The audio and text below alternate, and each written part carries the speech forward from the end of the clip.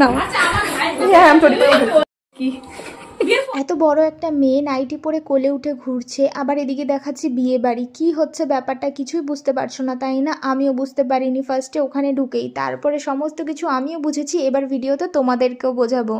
দাঁড়াও দাঁড়াও, একটু ওয়েট করো, সমস্ত কিছু তো তোমাদেরকে বোঝাবোই। তার আগে আমি একটু বলে দিই, আজকে কিন্তু আমার জন্য ভীষণ ভীষণ স্পেশাল একটা দিন। স্পেশাল এই কারণেই, কারণ যেই জিনিসটার একজন শিল্পী হিসেবে আমি স্বপ্ন দেখতাম যে আমি প্রত্যেকটা কালচারের ব্রাইডকে সাজাবো, সেই স্বপ্নগুলো কিন্তু বছরের শুরুতে আমার এক এক করে পূরণ হচ্ছে।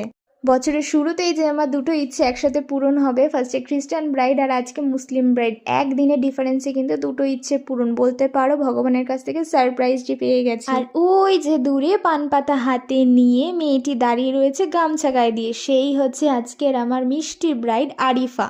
আর এইটি হচ্ছে আজকে আরিফার শাড়ি। শাড়িটা সেট করতে করতে দেখি একটা দিদি ভাই আমার ব্রাইডকে কোলে নিয়ে গড়গড় করে ঘরে নিয়ে এসে খাটের মধ্যে বসিয়ে দিল। আমি তো অবাক পানে তাকিয়ে রয়েছি, এ কি হলো? তারপরে জানতে পারি এটা ওদের একটা রিচুয়ালস।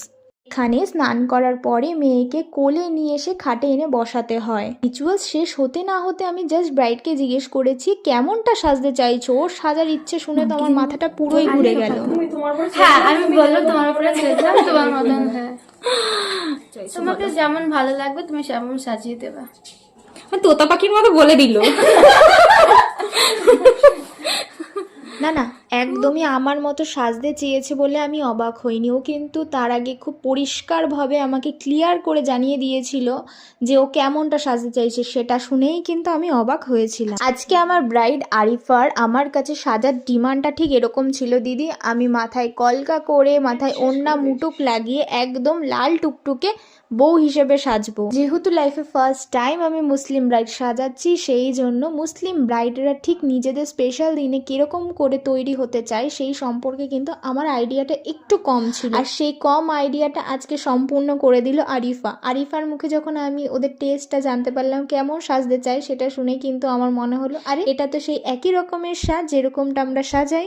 একজন শিল্পী হিসেবে কিন্তু ডিফারেন্ট ডিফারেন্ট কালচারের ব্রাইড সাজানো আমার কাছে একটা স্বপ্ন। আর সেই স্বপ্ন যখন ছোট ছোট করে আমার ভগবান পূরণ করছে, সেটার থেকে বড় আনন্দের বিষয় আমার কাছে আর কিচ্ছু না। আর আজকে যখন আরিফার কাছে আমি গেলাম, ওদের কালচার ওদের রিচুয়ালসগুলো আমি দেখছিলাম, আমার এত ভালো লাগছিল যেটা বলে বোঝানোর না। সব থেকে বড় ওখানে গিয়ে আমার খুশি লেগেছে আরিফা আর আরিফার বাড়ির লোকের ব্যবহার। মানে আমি ভিডিওতে বলছি বলে না, হয়তো ভাবে আমি প্রত্যেকটা ব্রাইডকে নিয়েই বলি ভালোকে ভালো বলতে হবে, ভালোকে ভালো না বললে সেটা অন্যায় করা হবে। আর আরিফা আর আরিফার ফ্যামিলি ঠিক সেরকমই। আমাকে ওরা কোথায় রাখবে ওরা বুঝে পাচ্ছিল না, মনে হয় মাথায় রাখবে এরকম